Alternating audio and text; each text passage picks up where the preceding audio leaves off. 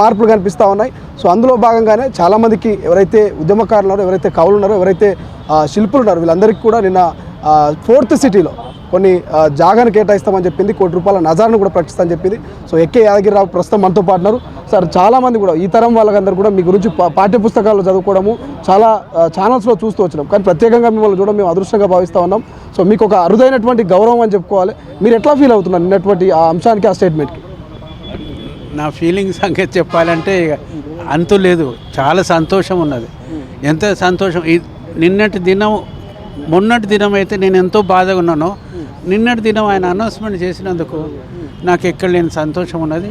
దాంట్లో సంతోషం పైసలు ఇవ్వడం అనేది అది వేరు సంగతి, అదంతా వేరు సంగతి. కానీ ఆ రోజులో నేను ఈ స్తూపాన్ని నిర్మించినందుకు ఆయన నాకు సన్మానం చేసిండు అనేది చాలా గొప్ప విషయం.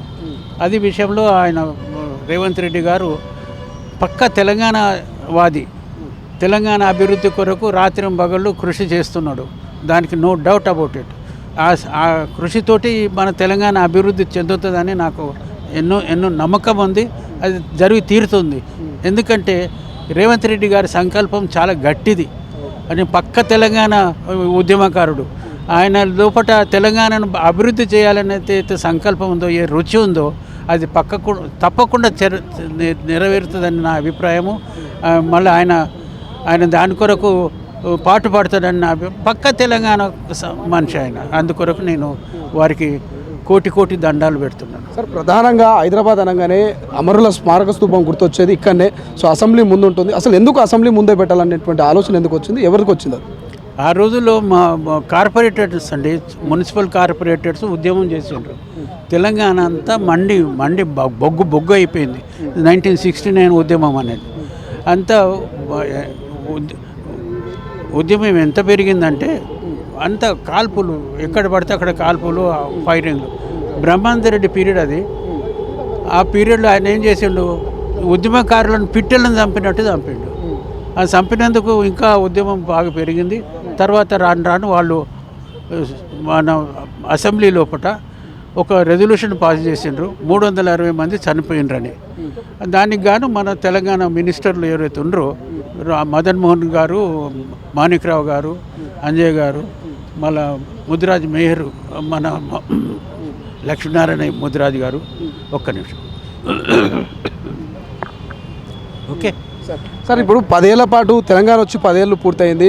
సో 10 ఏళ్ల పాటు బీఆర్ఎస్ ప్రభుత్వం ఎక్కడ కూడా పట్టించుకున్నట్టు కనిపించలేదు. కానీ ఇవాళ కాంగ్రెస్ ప్రభుత్వం రాగానే ఏడాదిలోనే మీ కళారూపాన్ని గుర్తించి దీని గురించి ప్రకటించడం ఎట్లా భావిస్తున్నారు? అప్పటి ప్రభుత్వానికి ఇప్పటి ప్రభుత్వం చాలా సంతోషం అండి. అసలు వాళ్ళు 10 ఏళ్ళు పాలన చేసి ఈ విషయాలను మర్చిపోయి, నీకు ఒక విషయం చెప్తా, ఈడొక డిక్లేర్ అయింది 2 జూన్కు.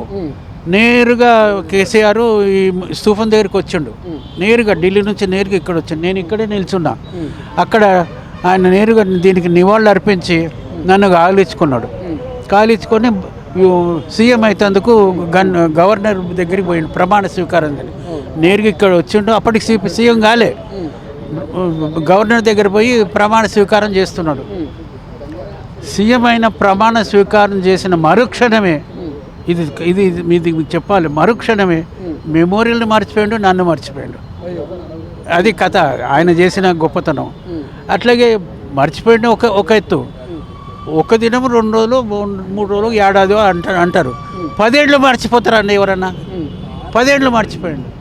అది చాలా తప్పు. అది మళ్ళా ఇంకో సంగతి, ఇది ఇనాగ్రేషన్ చేయనందుకు, దీన్ని గుర్తించినందుకు తెలంగాణ జాతికి ఒక పెద్ద మచ్చ తెలంగాణ జాతికి ఒక మచ్చ. ఎందుకంటే అమరులకు సన్మానం గుర్తింపకుండా ఎట్లా ఉంటారండి? ఒకవేళ నీకు ఒక విషయం చెప్తా, ఈ మెమోరియల్ లేదనుకోండి, చరిత్ర ఉందా? చరిత్ర మెమోరియల్ అప్పుడు ఆ రోజుల్లో ఉద్యమకారులు ఎంతమంది చనిపోయిన చరిత్ర ఉందా?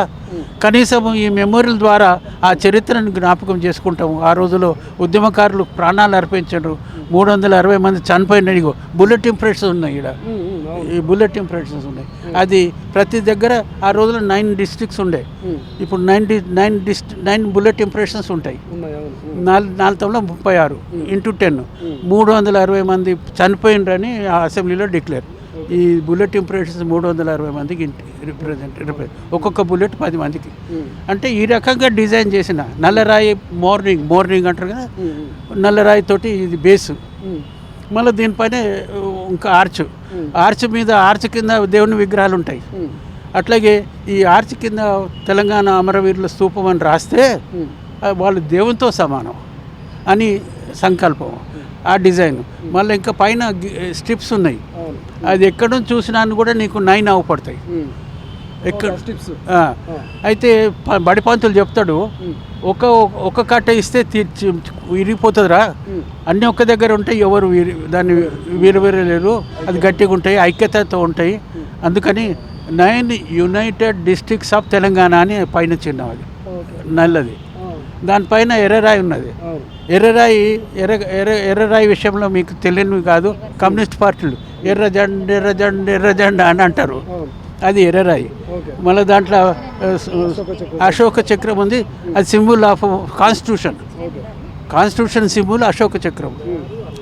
అంటే వాళ్ళు అడిగింది ఏంటంటే, ఇది తెలుసుకోవాలి మీరు, అడిగింది ఏంటంటే మాకు కాన్స్టిట్యూషన్ ప్రకారంగా మాకు న్యాయం చేయాలి, మా ఉద్యోగాలు మాకు ఇవ్వాలి, మా భూములు మాకు ఇవ్వాలి, మా నీళ్లు మాకు ఇవ్వాలని ఉద్యమకారుల సంకల్పం. అది కాన్స్టిట్యూషన్ ప్రకారంగా ఇవ్వమని చెప్పిరు వాళ్ళు. అది చెప్పినందుకు ఆ ఉద్యమాలు జరిగినాయి, దాని కొరకు ఉద్యమాలు జరిగినాయి. ఇక పైన చూస్తే ఒక మల్లెమొగ్గ ఉంటుంది, అది తెల్లగా, అది 9 పెటల్స్, 9 డిస్ట్రిక్ట్ కలిసి ఒక పెటల్స్ అయినాయి. మళ్ళీ మొగ్గ అది ఇంకా విచ్చుకోలేదు, విచ్చుకుంట కింద పడిపోతుంది. అందుకు కానీ అది మొగ్గ కిందనే పెట్టిన మార్పు ఇప్పటికి ఎట్లా చూడండి ఫ్రెష్గా ఉన్నది. అది ఫ్రెష్నెస్ మొగ్గ. అంటే నువ్వు అప్పుడు ఆంధ్ర పాలకులు వచ్చి ఇక్కడ నివాళులు అర్పియ్యరు, తెలంగాణ వస్తే ధైర్యం ఉండదు. అందుకు గాను నువ్వు రాకు, నువ్వు పెట్టకు, నేను అది శిల్పి కింద పువ్వు ఎప్పటికి పెట్టినా అది వాళ్ళ నివాళులు అర్పిస్తుంది. Thank you so much. ఇది ఎక్కే యాదగిరిరావు స్పష్టంగా అసలు దానికి సంబంధించిన విగ్రహానికి సంబంధించి ఆ యొక్క అమరుల స్మారక స్తూపానికి సంబంధించి క్లియర్గా ఎక్స్ప్లెయిన్ చేసినటువంటి పరిస్థితి. సో ఇది మొత్తం మీద అమరుల స్మారక స్తూపం వెనక ఉన్నటువంటి అసలైనటువంటి కష్టం, రహస్యం. కెమెరా పర్సన్ అజయ్తో శ్రీశైలం, తొలి వెలుగు, అసెంబ్లీ. బువ్వా కొల్లాగొట్టి భూమాతను చెరబట్టి నాగలి దున్నే కార్తే నా అన్న రైతుల్ని నాట్లేసే తల్లుల్ని వరి మీద చెరబట్టిన నైజమోని గుండెల్లో నిదురించిన అమరులకు జోహారులు, అమరులకు జోహార్, వీరులకు జోహార్, అమరులకు జోహార్, వీరులకు జోహార్. నీళ్ళ వనరులు తరలించి నిధులన్నీ మళ్లించి